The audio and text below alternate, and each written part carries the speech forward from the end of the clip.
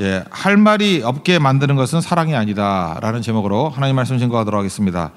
우리 네팔 선교 가는 동안에 우리 선교 대원들뿐만 아니라 온 성도가 함께 기도하고 또 현장에 같이 동참하기를 원합니다. 우리 소자 어린이 아이 하나에게 냉수 한 그릇 대접한 것이 내게 한 거다 그랬잖아요.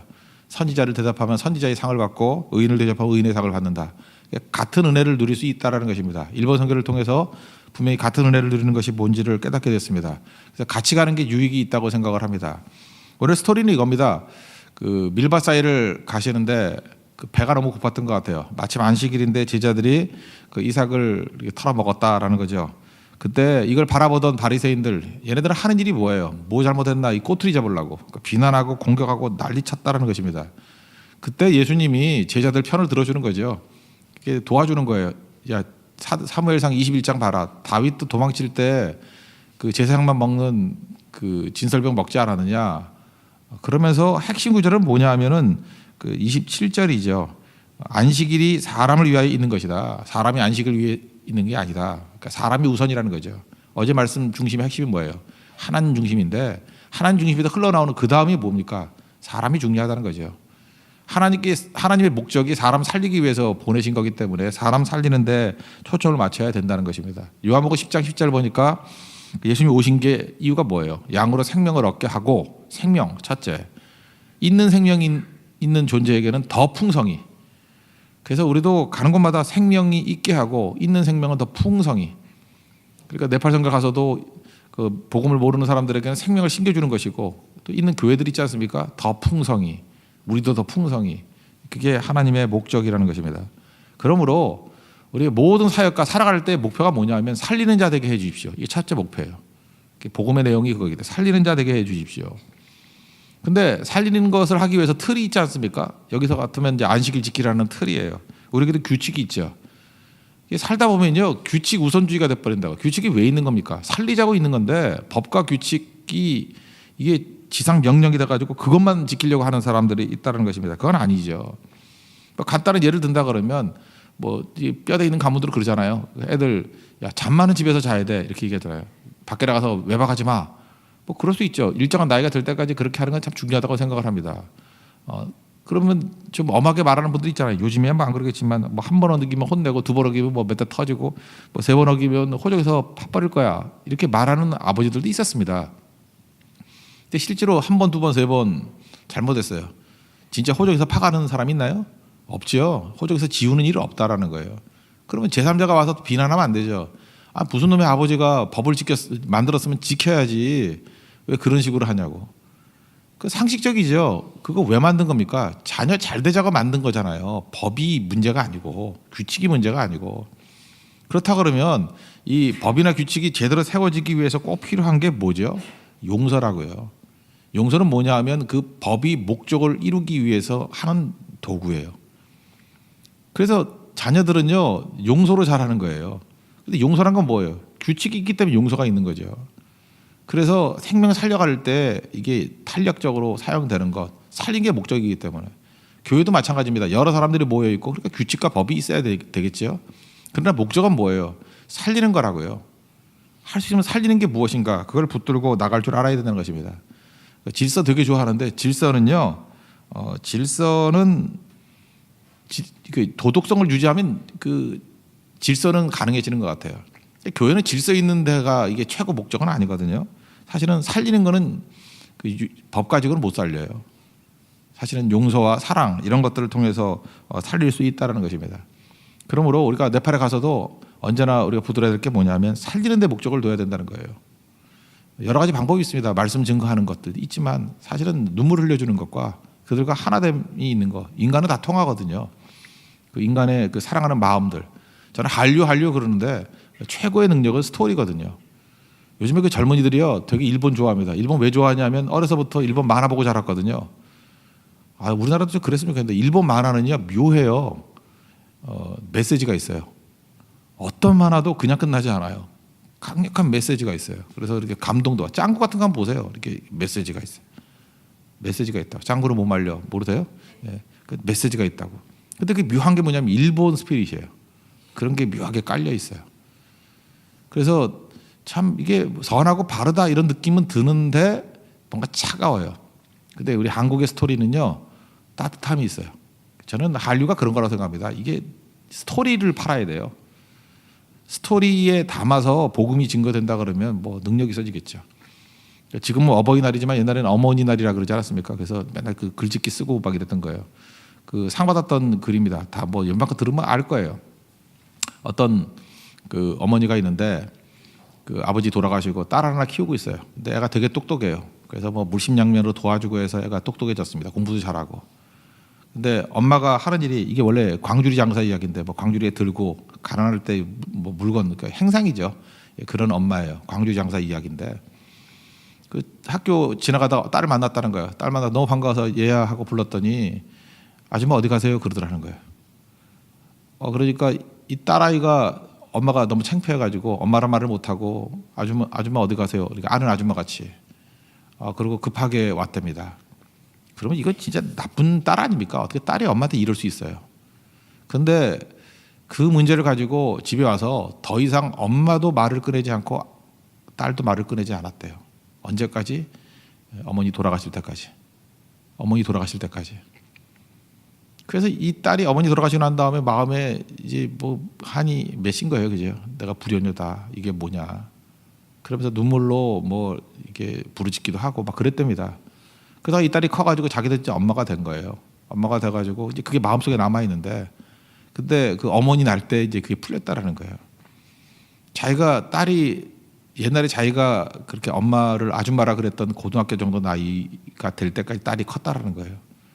그때 자기 엄마의 입장에서 놓고 볼 때 이제 풀렸대요. 지금 딸이 내가 창피해가지고 아줌마 누구세요? 그러더라도 하나도 가슴 안 아플 것 같대요.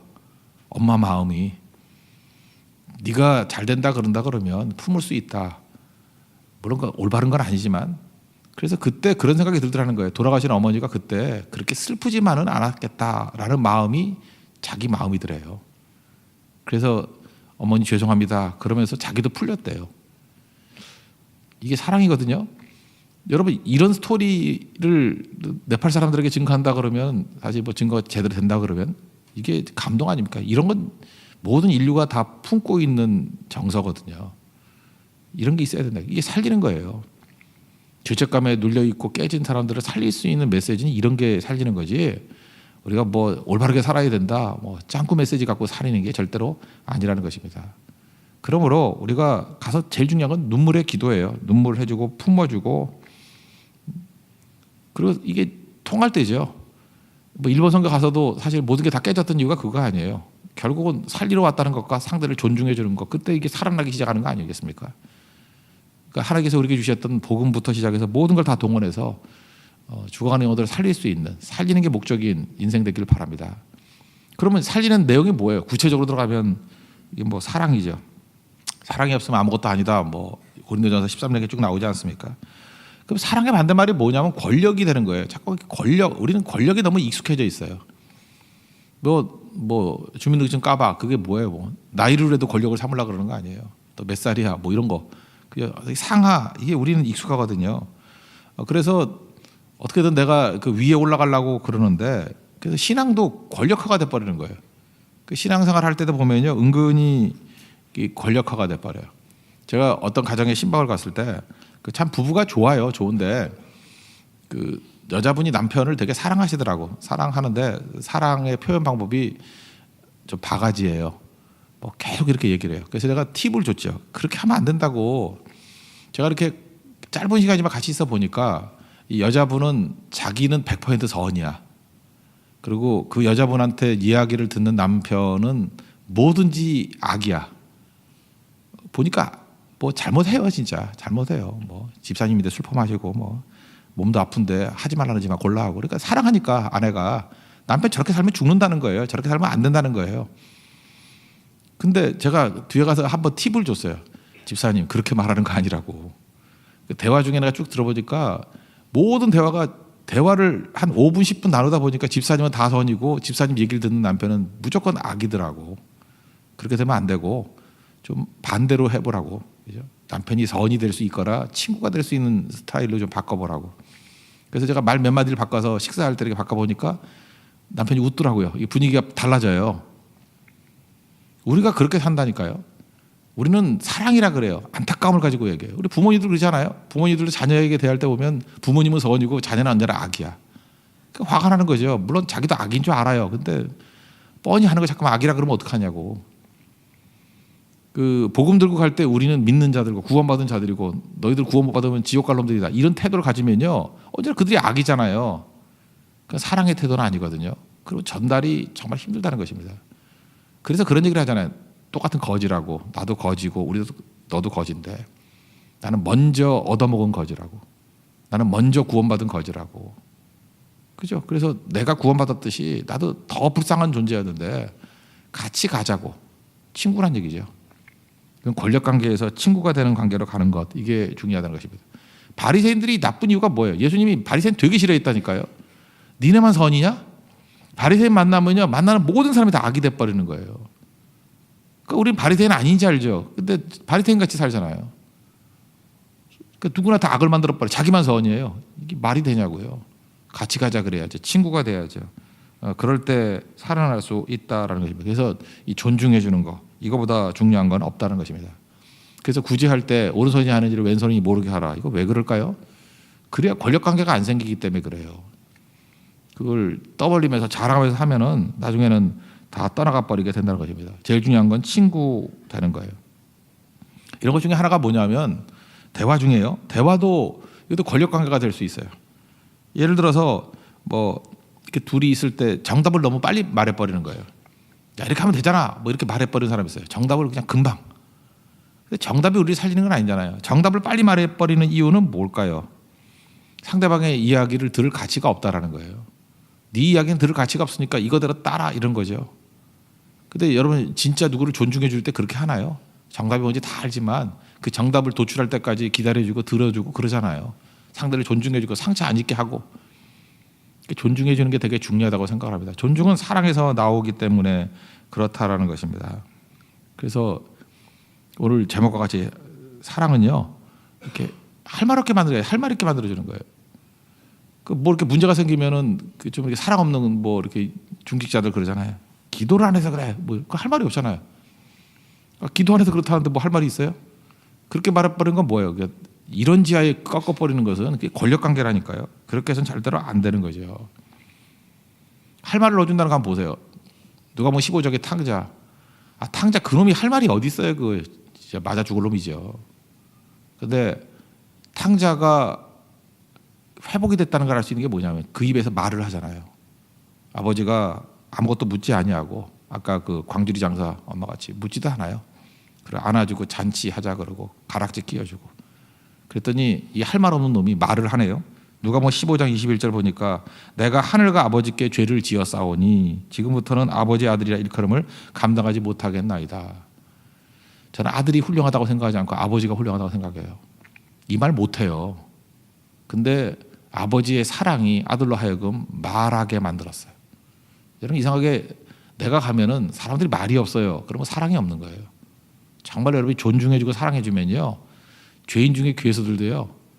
이렇게 내가 잘못했습니다. 아버지 아들이라 일컬음을 감당치 못하겠습니다. 하는 그런 말이 나와요. 말이 나오게 만드는 것이 능력이라는 것입니다. 제가 옛날에 뭐 설교도 많이 했고 칼럼을 썼던 게 그 콜롬비아 작가죠. 그 100년 동안의 고독을 썼던 마르케스, 그죠? 가브리엘 가르시아 마르케스의 그 글 중에 이 스토리 중에 이런 게 나와요.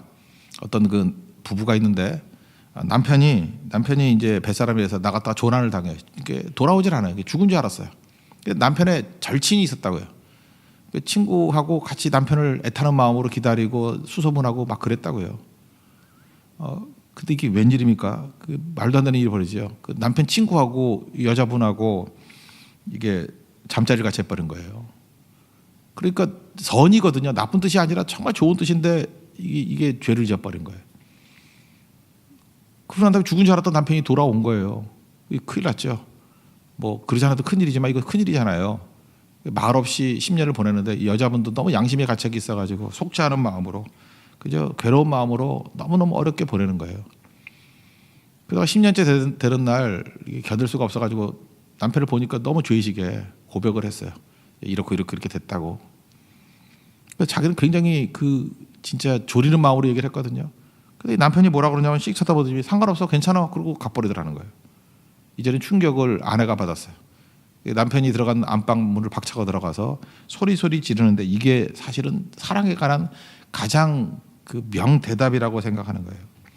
당신은 나를 사랑한 것도 아니고 나를 용서한 것도 아니고 다만 상관이 없을 뿐이라고. 그리고 그 말이 명답이에요. 그죠?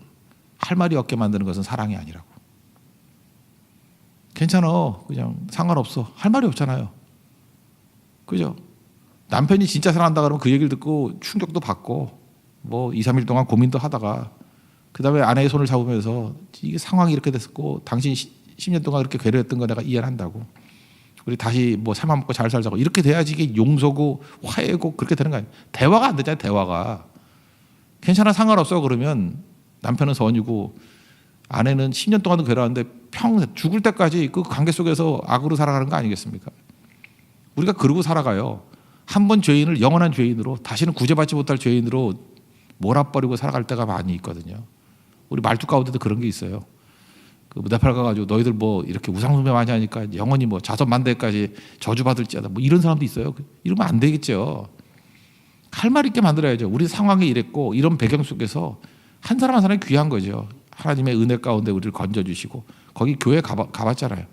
거기서 뜨겁게 그 풍토에서 예배 드리고 그 핍박 속에서 예배 드릴 때 그건 우리가 존중해 줘야 될 거고 기뻐해야 될 내용이라고 생각을 합니다.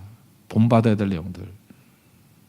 그래서 우리만 떠들고 오는 게 아니라 선교 갔을 때 최고의 성숙한 선교는 뭐냐면 그들 입에서 말이 나오는 거예요.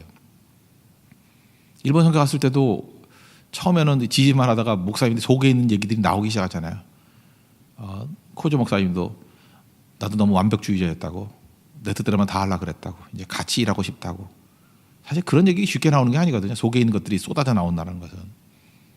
할 말을 지은 거예요. 할 말이 있게 만드는 게 진정한 사랑이라는 것입니다. 예수님도 베드로 보십시오. 베드로 뭐 3번이나 부인하고 저주하고 그게 뭐 인간입니까? 그죠? 근데 베드로에게 할 말 있게 만드는 게 사랑이죠. 딱 그거 묻잖아요. 지금 현재 시제로 지금 나 사랑하니? 예, 지금 사랑합니다. 내 양을 먹이라. 할 말 있게 만들잖아요. 딴 거 대답 못 하잖아요. 지금 사랑하냐? 네, 사랑합니다. 그래서 말이 나오도록 물어야 돼요. 말이 나오도록. 요한복음 9장에 보면은 현장에서 가늠하다 잡힌 여인 나오죠. 요한복음 8장이네요. 9장은 맹인이고 8장에 그 현장에서 가늠하다 잡힌 여인이 있었어요. 그럼 우리는 할 말 없게 만드는 질문 뭐 있죠? 왜 그랬니? 누가 하고 그랬니? 뭐 좋았어? 이건 할 말이 없죠. 이건 죄인을 갖다 뒤집고 아프게 만드는 거예요. 이건 조롱하는 거죠. 우리 말투가 그래요. 죄인들에게 조롱을 해요. 근데 예수님이 뭐 죄 없는 자가 먼저 돌로 치라 그러고 다 떠나갔잖아요. 떠나갔다고 할 말이 있습니까? 예전 현장에서 잡힌 죄인인데 예수님이 대답할 수 있는 거 질문하잖아요. 너를 정죄하는 자가 있냐 없냐 그거 묻죠. 없습니다. 그거 대답 못해요? 이거는 누구나 대답할 수 있잖아요. 아무리 죄인이라 할지라도. 너를 죽이려고 하는 자들 있냐 없냐? 예, 없습니다. 나도 너를 정죄하지 않으니까 다시는 죄를 범하지 말라. 이게 회복이라는 것입니다. 이번 우리 선교 갔을 때 우리 항상 품어야 될 것들 이 자세 품어야 됩니다. 살려야 됩니다. 살려야 되고 언제나 사랑을 할 말이 있게 만들어주는 거예요. 그 현장 속에서 그들 속에서 나오는 이야기들이 나온다 그러면 할 말이 나오기 시작한다 그러면 그게 진짜 사랑이고 이상하게 이 사람들은 할 말이 없고 우리만 다 떠들고 오고 받기만 하고 조용히 하고 가더라 그러면 이거는 권력형 선교지 이건 친구가 되는 선교 또는 같은 죄인이 죄인에게 증거하는 선교는 아니라는 것입니다. 교회에서도 선교의 그 자세를 가지고 인간관계를 맺고 공동체 생활을 한다 그러면 풍성해질 것입니다. 우리 교회는 절대로 할 말이 없게 만드는 성도들이 아니고 할 말이 없게 만드는 사역이 아니라 사랑으로 품고 살리는 그래서 속에 있는 그 죄인 속에서 나오는 고백이 있고 그 고백을 품을 수 있는 그래서 사랑이 넘쳐나는 거룩한 교회, 거룩한 공동체 되는 축복이 임하기를 기원합니다. 예. 모두 자리에서 일어나겠습니다. 212장 찬송하겠습니다.